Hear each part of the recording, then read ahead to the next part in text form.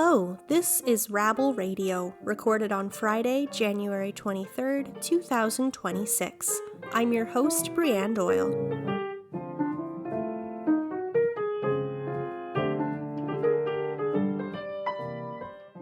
Rabble.ca shares the news of the day through a progressive lens.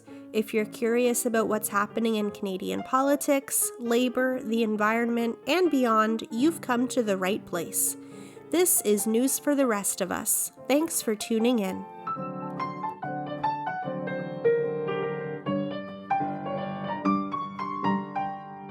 This week, the World Economic Forum annual meeting was held in Davos, Switzerland, under the theme of A Spirit of Dialogue.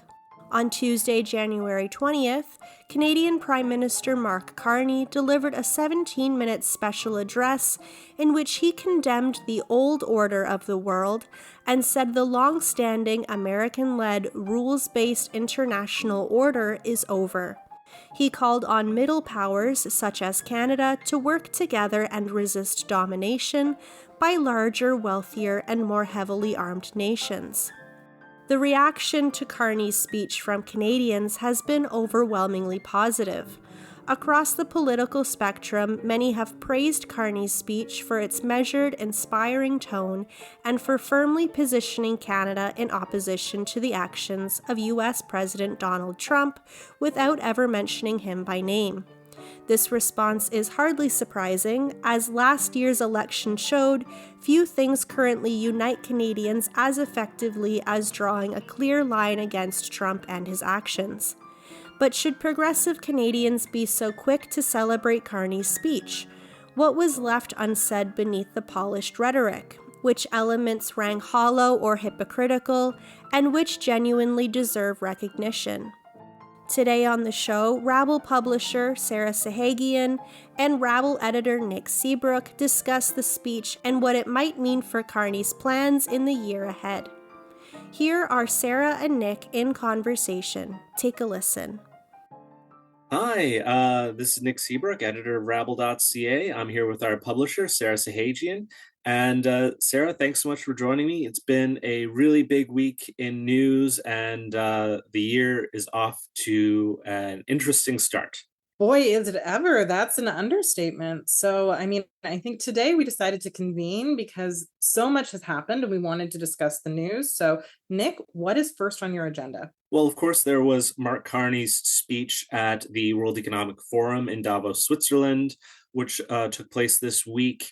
It was, I think, a very significant speech. It's going to be remembered as probably one of the most significant speeches made by a prime minister, either to a domestic or to a world audience, I think, in recent memory. Probably something more significant, I think, than anything, unfortunately, Trudeau ever said. There's not very many speeches that Trudeau gave on the national stage that I think will really stick as well as this speech this week will stick in the minds both here at home and around the world.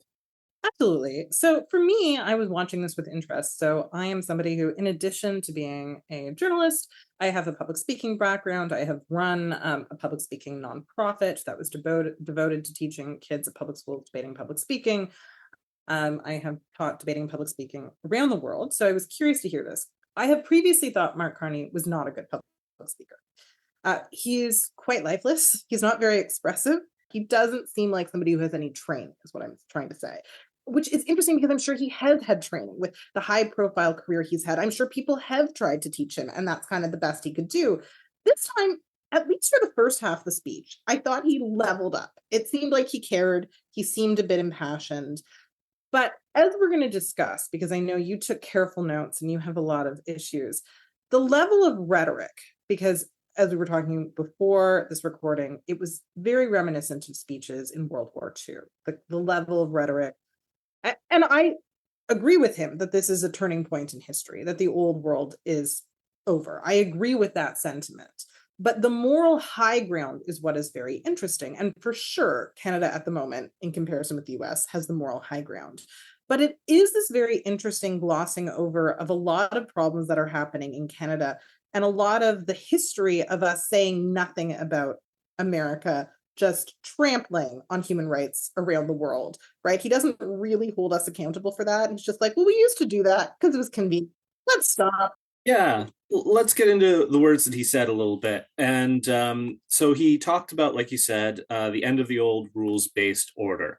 And as a part of that, he highlighted that that rules-based order didn't always apply equally, depending on the status of the country. And he never mentioned the United States. He never mentioned Donald Trump, but he was clearly referencing times in world history since the end of World War II where the US has gotten involved in the affairs of other countries, has toppled governments, has invaded, thinking of Vietnam. And, he said that, now we are seeing the end of that now being applied more broadly in terms of great power politics, of great powers using middle powers as chips to advance their own interests. And I think for some people watching this, they noted that, well, Canada didn't really say much during the Cold War when the US was going around Latin America and Africa and toppling leaders that they didn't like.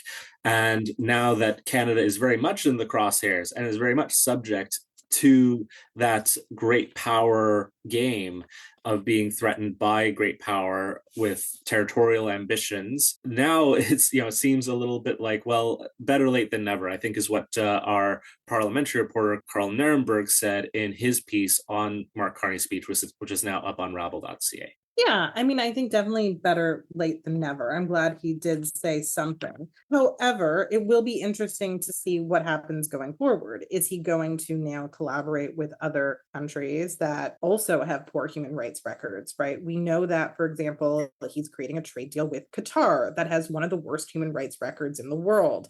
And he's touting that he wants to have a closer relationship between Canada and Qatar. And he just concluded a major trade deal with China, right? And China doesn't exactly have the greatest human rights record either, whether throughout its long-term history or its more recent history. More recently, Canada voted unanimously in the House of Commons. Every single MP, you rarely see this, non-binding resolution in the House of Commons a couple of years ago, where they voted that China was committing genocide against its Uyghur population.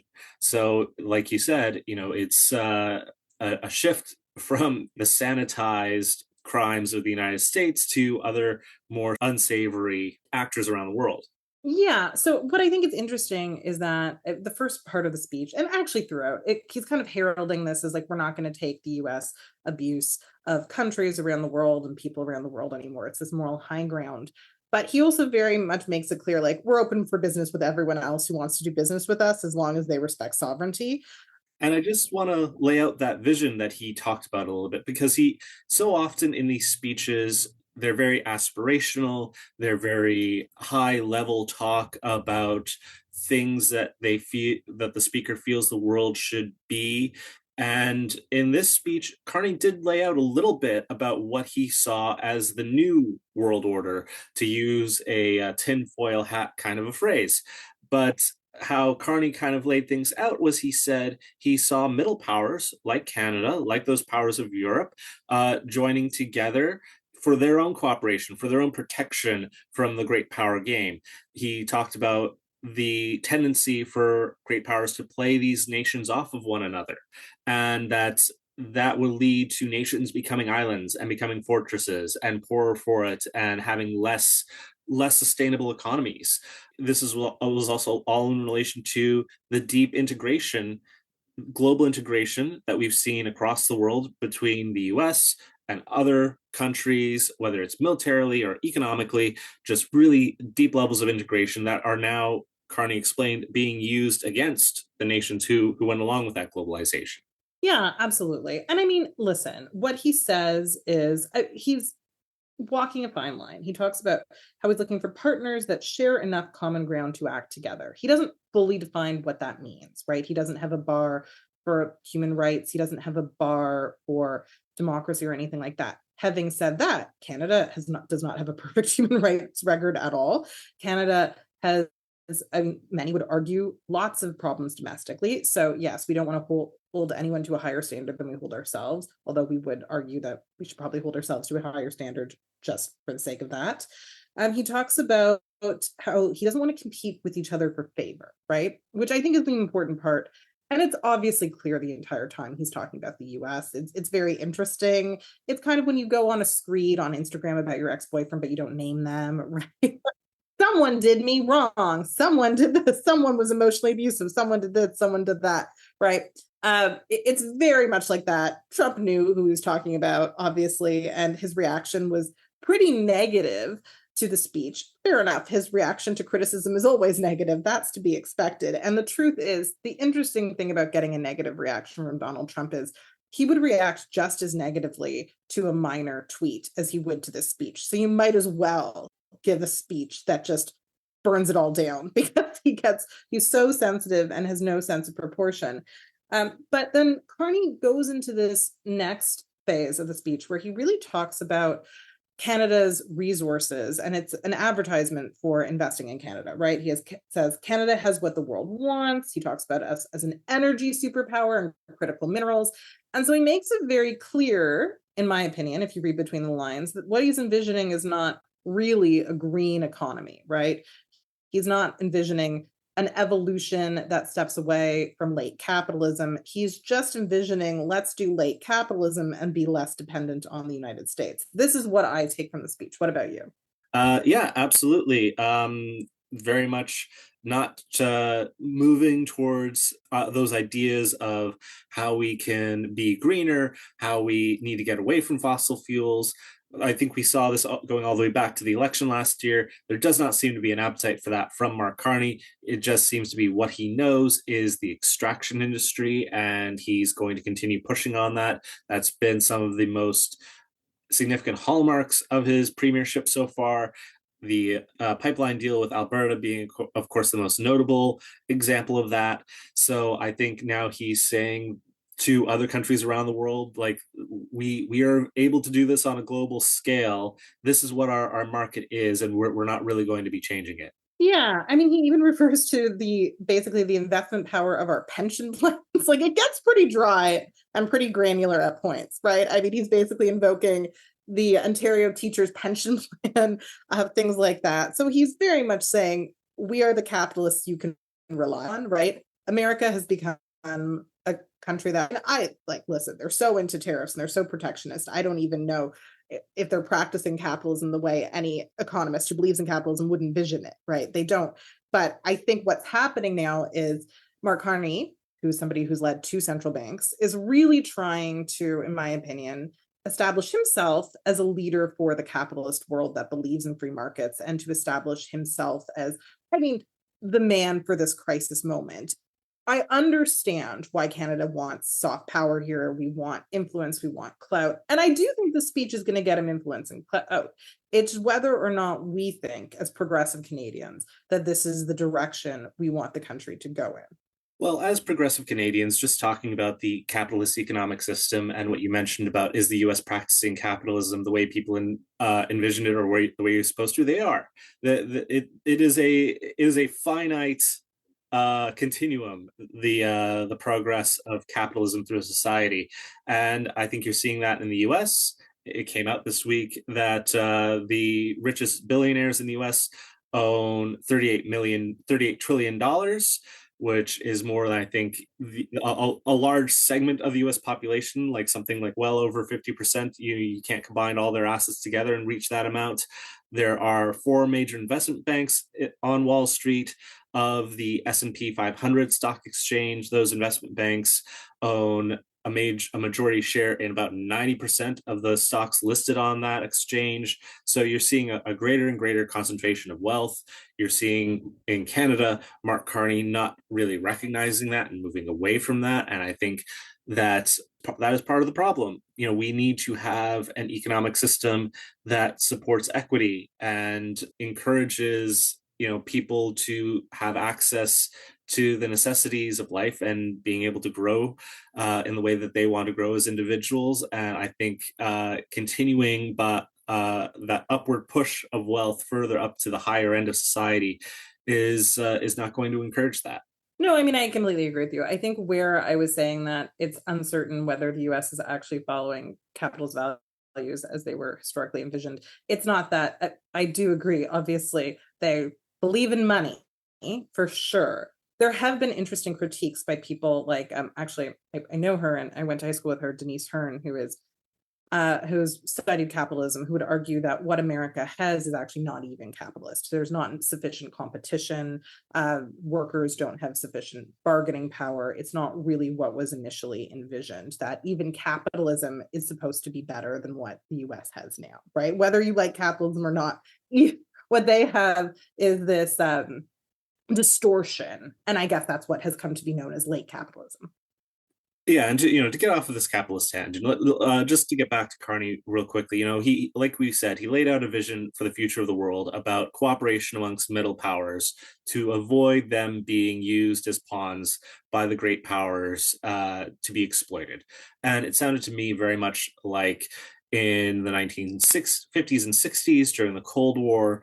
This is where the term third world comes from. There was the first world, which was the capitalist world, the second world, that was the communist world, and then the third world, which has unfortunately become known as the world of poverty and deprivation, but at the time was simply to describe countries that were not aligned. It was the non-aligned movement, not aligned with either of the superpowers. And it sounded very much to me like that was kind of the world that Carney was encouraging. And we saw, I think, during the Cold War that didn't really work too well for a lot of the countries, that the great powers, two superpowers at the time, were able to isolate the third world and divide it up fairly effectively. So I think that is an interesting idea that he brought forward. It's not necessarily a new idea, and it's just looking at history, it's hard to say where that will go in the 21st century.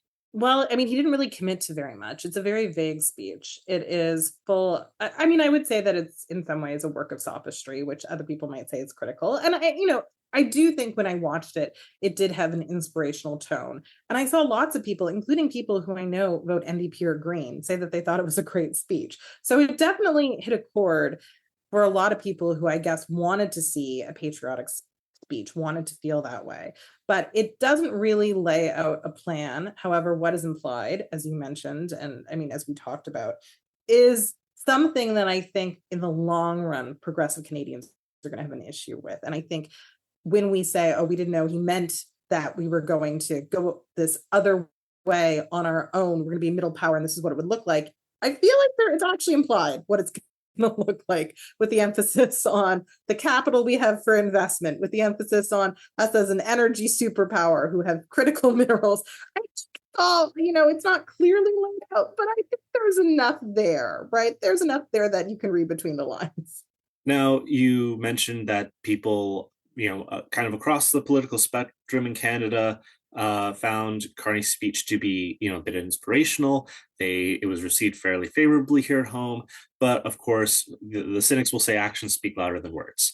Carney talked about moving, didn't mention the U.S., talked about moving away from the U.S., talked about the end of the old rules-based order, talked about abuses during that old rules-based order against countries and peoples who were powerless effectively. But then he turns around and agrees to join Donald Trump's Gaza Peace Board. This is a organization being put together by Donald Trump and by Israel and by former UK Prime Minister Tony Blair. And it will be managing the reconstruction of Gaza, quote unquote, but it's going to be doing so without any popular support or input from the Palestinians living there, which obviously just kind of feels like that old world order that Carney was saying was dead. He's agreeing to participate in, after talking about the abuses the world is receiving from Donald Trump. He's now going along with potentially one of those significant abuses that continues to happen against the Palestinian people. And that's not even to get into the fact that it might just be a whole grift, because Donald Trump is raising the prospect of having members of the peace board pay a fee for the honor of being there. Absolutely. And it's quite a high fee that he wants us to pay for the honor of being on his board that will likely do absolutely nothing to help the Palestinian people. So it is interesting. I mean, listen, this is how a lot of people do statecraft. And it is interesting to see it play out in real life. In World War II, a lot of people did similar things. Your speeches didn't necessarily reflect your decisions and what you were doing. And this is if also a critical time in history. It remains to be seen whether it is as much of a turning point as the Second World War. Knock on wood. Let's hope it's not. Let's hope that the situation doesn't get that bad. I don't think anyone is rooting for that. But I do think that when we watch a speech like this, we need to have media literacy, and we need to watch it critically and realize, as you said, actions speak louder than words, right? And also, even some of his words, if you really just take a second to think about them, very much mean that he's not taking Canada in a particularly progressive direction. So I don't know if this is a speech that I think that everybody should uniformly be approving of. And I approve of some of the parts of it. I do approve of condemning the United States and their current actions. I do approve of that. But as Carl said, better late than never. Still late though, right? We could have done this a while ago. And even when Carney became prime minister, he could have done this in a full-chested way. I mean, I can't criticize him for Stephen Harper not doing enough or Justin Trudeau not doing enough, but certainly Carney has been prime minister for almost a year, and he hasn't really said these things earlier. Yeah, and absolutely. I think an important action that Carney can take is one here right at home, and ensuring that people are not left behind by an economic system designed to concentrate wealth in the hands of the few, and doing that in terms of supporting important social programs, doing that in terms of ensuring that the very wealthiest of us are paying their fair share in taxes, and also moving importantly away from fossil fuels. It is an underlying crisis that is not going to go away no matter what other crises Donald Trump creates. Absolutely. I mean, another thing I would like to see is I would like to see a more just framework for Canada's migrant workers. I mean, I know a lot of Canadians are really horrified about what ICE is doing, and obviously it is horrifying. There is no excuse for it. It is disgusting. It is happening to people who are undocumented. It's happening to people who are documented. It's even happening to American citizens, to Indigenous people. It's awful. It is, I mean, they are in the early stages of a genocide, it looks like, and let's pray that that doesn't happen, or hope that that doesn't happen. But Canada also needs to look in the mirror and realize that there is a lot of exploitation of racialized people. There's a lot of exploitation of migrant workers who work on our farms, care workers who work with our loved ones. And that is something that I think we should take a moment to work on right now. We should take inspiration from this outrage that we feel and try to help the people who are currently being exploited in this country. I know we don't have an equivalent of ICE, but that does not mean things are perfect. Absolutely. And we're going to have to leave it there, but I think it's a great conversation. As we said at the top, and as is said frequently, we're living in unprecedented times. And it's very important, I think, for Rabble to be able to have these discussions, host these discussions, share content from a wide range of writers who are able to comment and give analysis on the times that we're living in. If you want to support the work that Rabble does, please visit rabble.ca/donate. Sarah, thanks so much for being here with me today.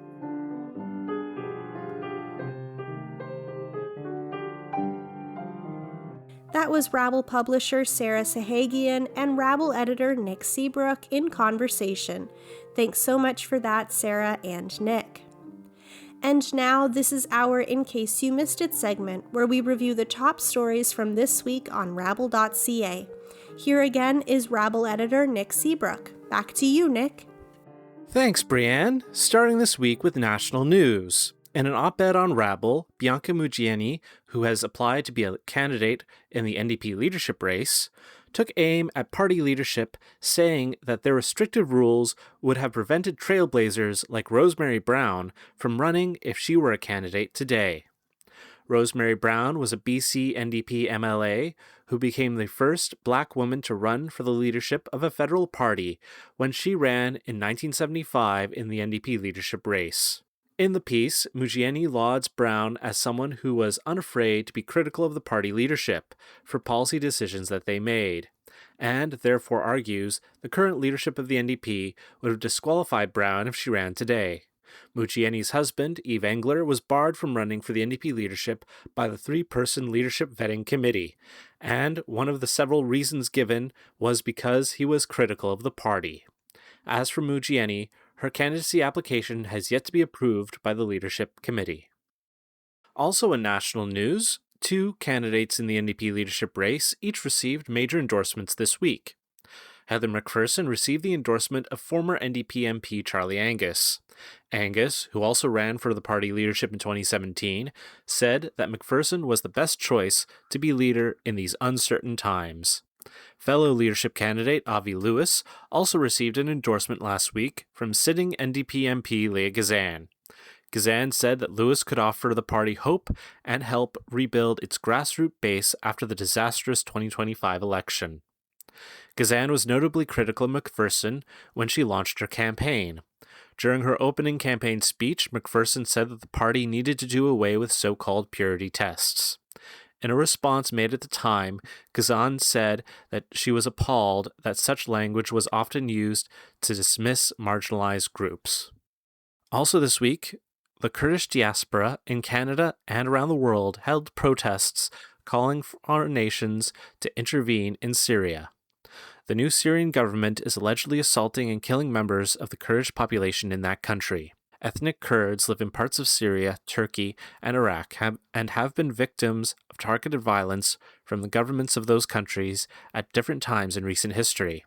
During a protest held in Vancouver, organizers said that with the support of the government of Turkey, Syria was forcibly displacing Kurds from their homes. Protesters called on the Canadian government to provide support for Kurds and Kurdish refugees who have been displaced. And finally, in environmental news, writer and activist David Suzuki shared a tribute to fellow environmentalist Jane Goodall. Goodall died in October of last year at the age of 91.